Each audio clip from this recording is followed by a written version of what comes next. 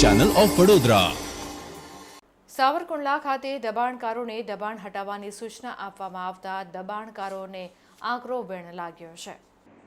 સાવરકુંડલા મામલતદાર કચેરીની બહાર બાપા સીતારામ ઝેરોક્સની બાજુમાં અને સિનિયર સિટીઝન પાર્કની સામે લાયસન્સ વગરના રવિન્દ્ર યાદવ અને બાબુ ડેરૈયા, અશ્વિનભાઈ, કેડી, અશોકભાઈ સહિતના તમામે ટેબલ અને છત્રી રાખીને દબાણ કર્યું હતું, જેના પગલે યોગેશ ઉનટકટ દ્વારા આ દબાણ દૂર કરવા માટે ઉચ્ચ કક્ષાએ રજૂઆત કરવામાં આવી હતી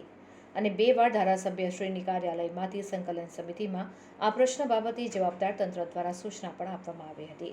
પરંતુ સૂચનાનું પાલન થયું ન હતું, જે બાબતે એક અધિકારીને પણ આકરું લાગ્યું હતું અને આ દબાણ દૂર ન થતાં થોડા દિવસ પહેલા એક ન્યૂઝપેપરમાં અને ન્યૂઝ ચેનલમાં દબાણોના મુદ્દે પ્રેસ નોટ પ્રસિદ્ધ કરવામાં આવી હતી, જેને કારણે કાર્યાલયમાંથી આ બાબતે સૂચના આપવામાં આવી હતી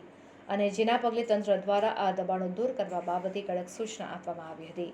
જેના પગલે આ દબાણકારોને આકરો લાગતા લાયસન્સ વગરના એક રવિન્દ્ર યાદવ, બાબુ ડેરૈયા, અશ્વિનભાઈ, કેડી, અશોકભાઈ, મનુભાઈ સહિતને આકરું લાગતા ધારાસભ્યની કાર્યાલય ખાતે આ દબાણકારોની પ્રેસ નોટ ખોટી હોવાની લેખિતમાં ગુણગાન ગાવામાં આવ્યા હતા અને પત્રકાર જગતને ખોટા પાડવાનો પ્રયત્ન કરવામાં આવ્યો હતો।